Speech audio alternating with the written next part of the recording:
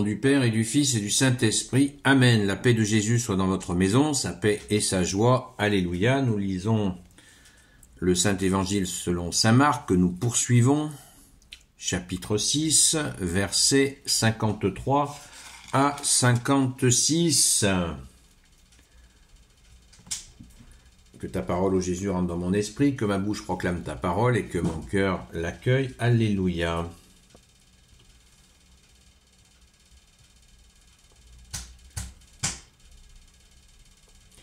Je trouve pas le verset. Ils traversèrent de façon à atteindre la rive de Génézareth. C'est là qu'ils accostèrent.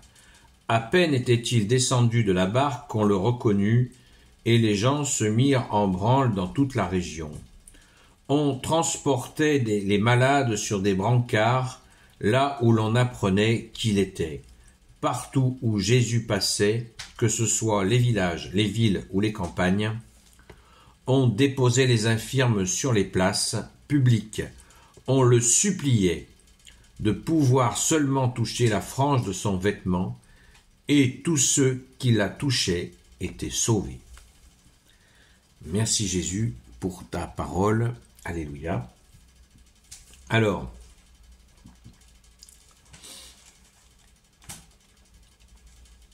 c'est absolument, comme je le disais en fin de semaine dernière, il faut bien s'imprégner de ce contexte d'harcèlement de Jésus qui nous est bien relaté par saint Marc ici. Merci au grand saint Marc. C'est absolument, c'est au-delà de notre imagination. D'autant plus ça nous est précisé dans une autre séquence d'évangile qu'il y avait des femmes et des enfants aussi. Alors que on sait que la partie religieuse était surtout réservée aux hommes. Et là, Jésus soulève les foules et les femmes sont majoritaires. Nous avons des sources qui nous disent que les femmes étaient majoritaires. D'ailleurs, l'Église catholique apostolique est composée de plus de 8000 saints, dont une majorité de femmes. Et là, c'est la frénésie. C'est la frénésie. Pourtant, Jésus fait tout pour essayer d'éviter cette frénésie. Vous savez pourquoi? Parce que si l'armée romaine voit que ça devient un soulèvement populaire vraiment massif, dans leur système paranoïaque de conquérants, eux, ils voient ça comme une rébellion contre leur occupation. Et ils réprimeraient ça dans le sang d'une façon effroyable. Donc Jésus fait tout pour éviter ça. Vous voyez, la bienveillance de notre bien-aimé Jésus qui prend soin en vérité des gens. Merci Jésus. Et il y a un aspect qui nous est déjà relaté avec la femme qui a des pertes de sang, qui a juste touché le vêtement de Jésus et qui a été guérie. Et là, ça nous est redit.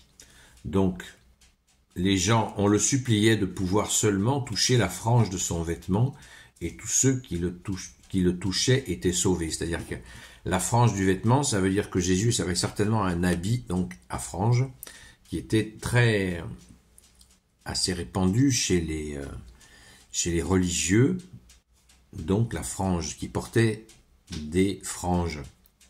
Simplement de toucher une frange, les gens étaient guéris.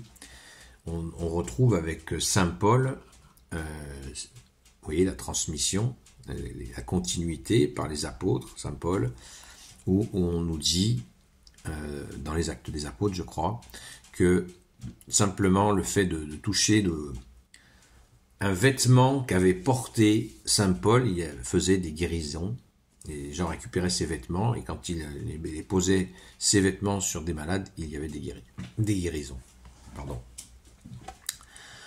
Donc on mesure la puissance qui est là, ta puissance, ô Jésus, toi qui es le Tout-Puissant avec ton Père et l'Esprit Saint. Alléluia.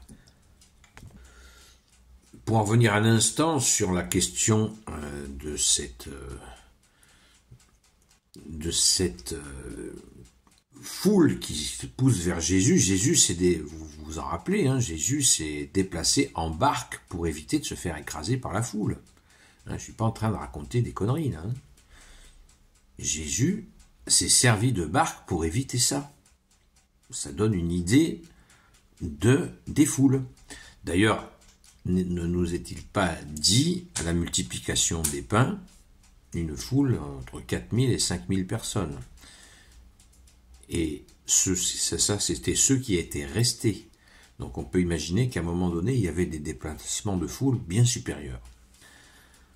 Merci Jésus, alléluia. Et les gens, encore une fois, des éléments de contexte, la religion pour eux, c'était donc réglementaire. Et là, quand ils voyaient Jésus, ils percevaient son amour, ton amour, bien-aimé Jésus. Et ça, les gens étaient soulevés d'amour, ils le sentaient, et puis, bien sûr, les œuvres. D'ailleurs, Jésus, tu l'as dit toi-même, si vous ne croyez pas en moi, croyez au moins aux œuvres. Jésus disait ça à ses détracteurs. Et là, les gens voyaient les œuvres. C'est extraordinaire. On déposait les infirmes sur les places publiques. Dans les lieux où passait Jésus, ils y déposaient les infirmes et tous étaient guéris. Est-ce qu'on a une idée? Je sais, j'insiste. Il y en a qui diront, mais t'insistes. Ben oui, j'insiste parce qu'on ne s'imprègne pas assez de ça. On ne s'imprègne pas assez de ce contexte incroyable. C'est nécessaire, à mon avis, de le faire pour bien mesurer la puissance de Jésus et son humilité. C'est extraordinaire. C'est unique dans l'histoire de l'humanité, ne l'oublions pas.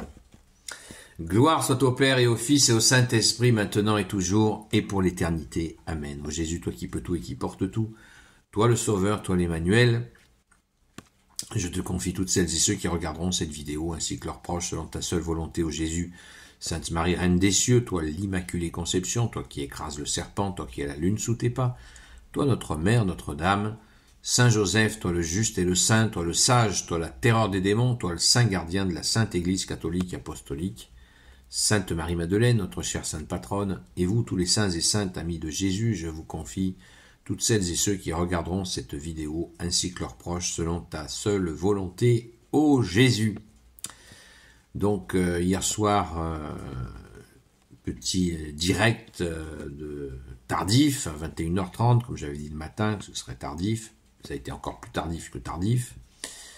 Mais merci à ceux qui étaient présents. Désolé pour ceux qui n'ont pas pu venir à cause de ce décalage. Et ce soir, nous reprenons l'heure habituelle à la grâce de Jésus, de 20h à 22h. À tout à l'heure, à la grâce de Jésus. À très vite!